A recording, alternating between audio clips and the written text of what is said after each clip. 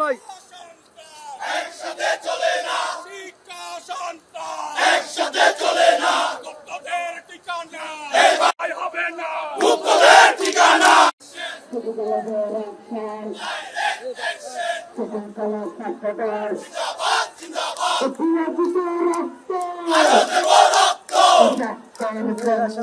এসে যাবে অন্যায়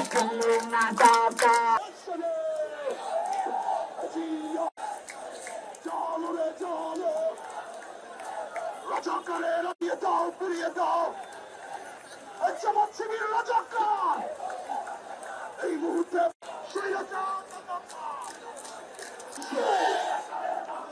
জামাত শিবির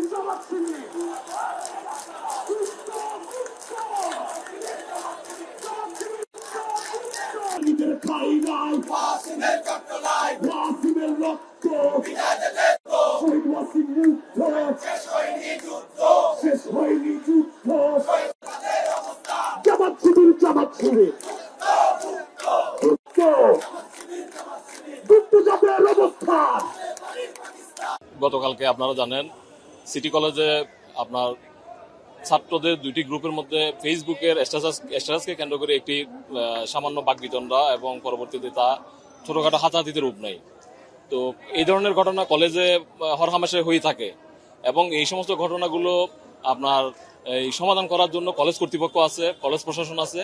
তারা কিন্তু গতকালকের ঘটনাটি আপনার আমি যতটুকু জানি কলেজ প্রশাসন কিন্তু গতকালকের ঘটনা দুই পক্ষকেই ডেকে সমাধান করছে। এখন তারা সুন্দরভাবে সমাধান করে দেওয়ার পরে মহানগর ছাত্র শিবির থেকে একটি বিক্ষোভ সমাবেশের আয়োজন করা হয় আপনার নিউ মার্কেট মোড়ে। উক্ত সমাবেশ থেকে আপনার সশস্ত্র অবস্থায় আবার কলেজে পুনরায় হামলা করা হয়। অথচ তখন কিন্তু কলেজে আপনার মাস্টার্সের পরীক্ষা চলতেছিল। এই পরীক্ষা চলাকালীন সময়ে ছাত্র শিবির তাদের দায়িত্বশীল আচরণ করেছে কিনা এই বিষয়ে আমি জাতির সামনে প্রশ্ন রাখতে চাই। কারণ একটি মহানগর ছাত্র শিবির যখন একটি কর্মসূচি আয়োজন করে তখন তাদের এই কর্মসূচি থেকে যদি কোনো সশস্ত্র হামলা হয় সেই হামলার সম্পূর্ণ দায়ভার মহানগর ছাত্র শিবিরকে নিতে হবে।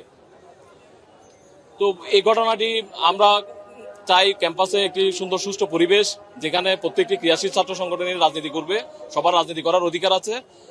কেউ যদি মনে করে যে ক্যাম্পাসকে অস্থিতিশীল করে এবং পুরো বাংলাদেশের রাজনীতিকে অস্থিতিশীল করবে, এই ধরনের পায়তারা যারা করবে তাদেরকে আমরা ষড়যন্ত্রমূলক যে ধরনের কর্মকাণ্ডকে আমরা কঠোর হস্তে দমন করব। আমরা আজকে শান্তিপূর্ণ আমাদের কর্মসূচি, আমরা গতকালকে মহানগর ছাত্র শিবিরের যেই সমাবেশ, সেই সমাবেশ থেকে সশস্ত্র হামলার প্রতিবাদে আজকে আমাদের কর্মসূচি থাকবে। আমরা এখান থেকে নিউ মার্কেট পর্যন্ত আমরা শান্তিপূর্ণভাবে মিছিল করব। সেই মিছিল থেকে আমরা আমাদের কেন্দ্রীয় নেতৃবৃন্দ থাকবেন, ওনারা ঘোষণা দিবেন, উনি কি ঘোষণা দেন এটার অপেক্ষা থাকতে হবে।